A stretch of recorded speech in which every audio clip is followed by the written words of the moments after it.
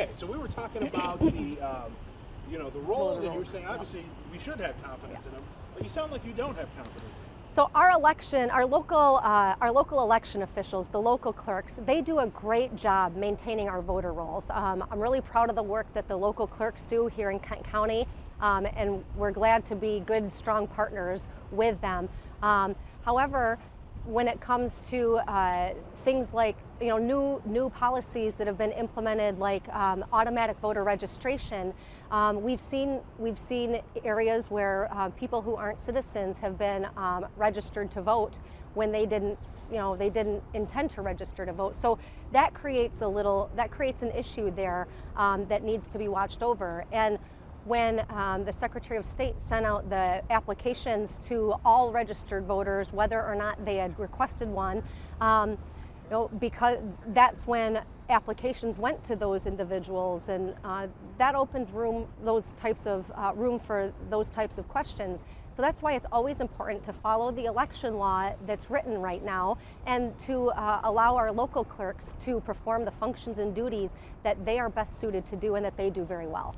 When you turn in our numbers in November, how confident do you think you will be that they are legit? I have no concern that our elections here in Kent County are legitimate, and they're going to be safe, and they're going to be secure. What we do ask for candidates, campaigns, the citizens, and the media on election night is, because of the influx of absentee ballots, we just ask for patience when it comes to reporting our election results. The results that come in from the precincts and the results that come in and how the absentee ballots are counted, they're two different processes. And so with more people casting an absentee ballot, it takes longer for those results to be counted and transmitted. And we are going to do everything we can to provide all of our results as soon as we get them, but we are not going to sacrifice security for speed. We're going to do both. My understanding is that some clerks have called for to be allowed to count absentee ballots early. Is that something you're wanting to see happen? I don't support counting absentee ballots before the election day for two reasons. Number one, Michigan is not an early voting state. Absentee voting is very different from early voting. Early voting is exactly that, where you go in and you cast your ballot, and that ballot is tabulated and your vote is counted.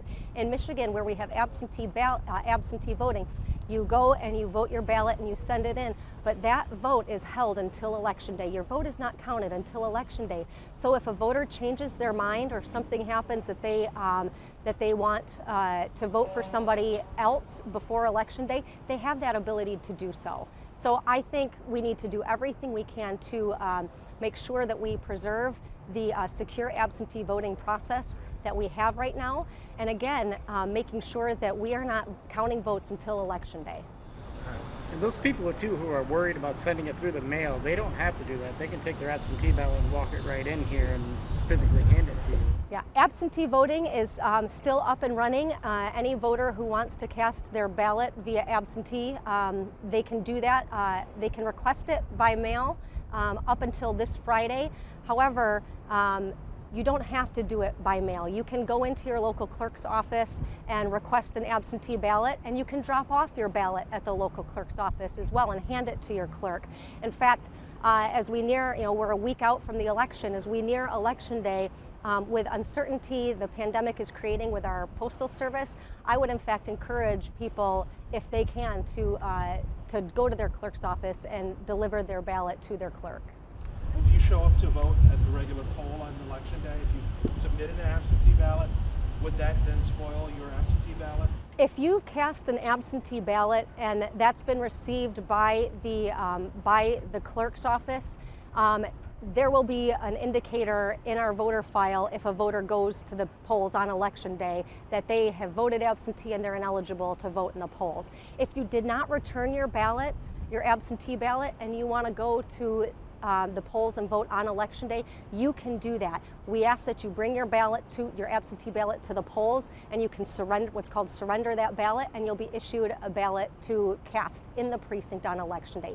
If you lost it or it got misplaced somehow, got destroyed, your dog ate your ballot, your absentee ballot, you can still go to the polls on election day and sign an affidavit that you don't have the absentee ballot in your possession, and you'll be able to get a ballot and cast your vote. Okay, but showing up after you've submitted one, that's not a way to spoil your ballot. You cannot spoil. Correct. You would not be allowed to vote. You have been allowed to vote Right, because you you would be already allowed to submitted it vote. via absentee. Yes, if you have submitted your ballot to the local clerk and you show up at the polls, our qualified voter file will indicate that voter has already cast their ballot and they will be ineligible to vote at the polls. But they can bring their absentee ballot up to election day. Yes. If they want to change it, you can show up here and get a new one and do it. If you want to spoil, if you've cast your ballot via absentee and you change your mind and you want to spoil your ballot, you have until 4 o'clock on Monday before the election to spoil your absentee ballot and be issued a new one. Okay. What about preventing the spread of COVID-19 at the polls? What steps are you taking? We're taking great care throughout Michigan to make sure that our polling locations are safe for our election workers and our voters. All of our local jurisdictions have been equipped with personal protection equipment for our election workers. We're going to be following CDC guidelines and distancing to the best that the precincts will allow. And we'll be working throughout the day to sanitize down the stations, the pens that are being used, and that kind of thing. When it comes to sanitizers, we'll have hand sanitizers at the polling locations. We do ask that voters who use hand sanitizer make sure their hands are dry before handling their ballot, because if their hands are still wet, that could create issues when it comes to feeding your ballot into the tabulator. We've already seen national coverage in Kent County. How much pressure does that add to your office? I love the focus that's being put on Kent County here. Our elections are exciting, our elections are secure, and our elections matter. Elections matter everywhere. And so I've known what people, what the national media is looking at, just for the first time, and that is Kent County makes a difference. And when our voters turn out and vote, our voices are heard. And so it's a tremendous pressure to have the spotlight on Kent County, but it's a true honor. All right, anything else you want to mention? Yeah, there's a couple things I wanted, probably should be mentioned. We talked about the absentee process. This primary election on August 4th is where essentially the candidates for each party are going to be nominated to go onto the November ballot. I want to make sure that voters know when they get their ballot, they have to what we call stay in their lane. This is an election where you can't cross over from one party to another going down your ballot. So pick a party and stay in your lane. Another thing that I think... If you cross over, it spoils the whole ballot, right? Yeah. Yes, when you get your ballot, you cannot cross over from a Republican to a Democrat or a Democrat to a Republican. You have to pick your party and stay in your lane. If you do cross over, your ballot will be spoiled. Another thing that I think is important too is we talked about keeping our polling locations safe. We talked about making sure that our voters have confidence that their health, their safety, and the election security is our priority. But I do want to be very clear that for voters who do not happen to have a mask on or cannot wear a mask, no voter will be turned away whether or not they're wearing a mask. Will you be asking voters to wear masks? No. My office is advising in our training of local election workers. We're advising election workers to, and we encourage masks, but we will not be asking voters what the situation is as to why they don't have a mask or ask them to put one on. And we have seen, especially on big elections like this, where we've seen big lines at the polls. Anything special being done to make sure that we don't have big gatherings at the polls? Again, we expect a huge amount of absentee voting to make up the electorate this election. upwards to 70%. So we're talking about the 30% of the voters going to the polls on election day. I think the lines will look very long because they'll be, spaced out 6 feet apart. I think that will add to a visual appearance of long lines. We just ask that voters and the public be patient and enjoy the experience of exercising your right to vote. Also, when I think about poll volunteers, I generally think about people who are older and people that may be a little more reluctant with what's going on with COVID-19. Have you secured volunteers? Do you expect that to be a struggle? We've been in constant communication with our local clerks to make sure that the election workers that have been recruited and that we've trained are still planning to work the polls on election day. We have experienced a minor drop-off, but it's nothing that's creating any kind of panic or emergency. We feel very confident that we are going to have the election workers that we need come election day. Well, it's not surprising that Kent County, like other counties throughout the state, is seeing a huge surge in absentee voting this election. Countywide, we have 122,000 ballots have been mailed out, and as of yesterday, about 55,200 have been returned. That's a 45% return rate for absentee ballots throughout the county. It's definitely down from where we have been in the past. We usually get about a 90% return rate for our absentee ballots that have been issued. So we'll see what the next week brings. I know a lot of people, including the president, have had concerns about the idea of mailing out these applications.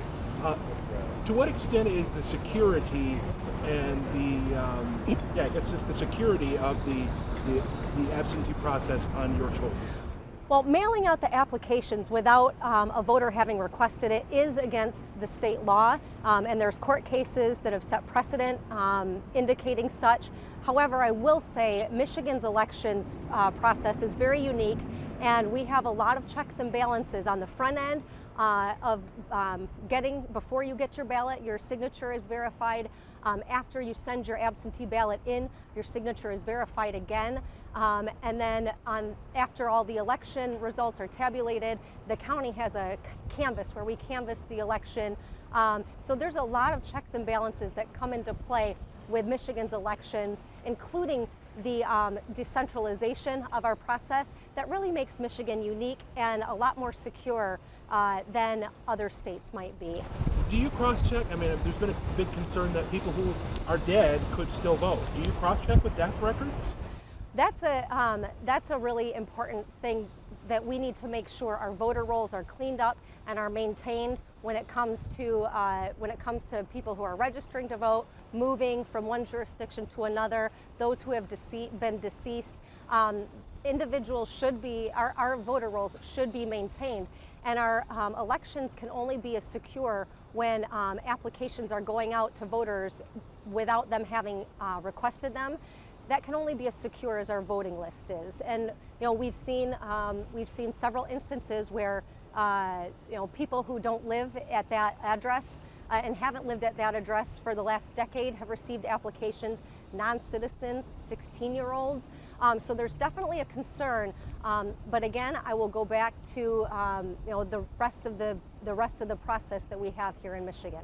So I do think it's very important that we keep our voter rolls maintained and cleaned out. And I think it's very important that when we conduct our elections, whether it's the Secretary of State, the county clerks, or the local clerks, we're following the letter of the law.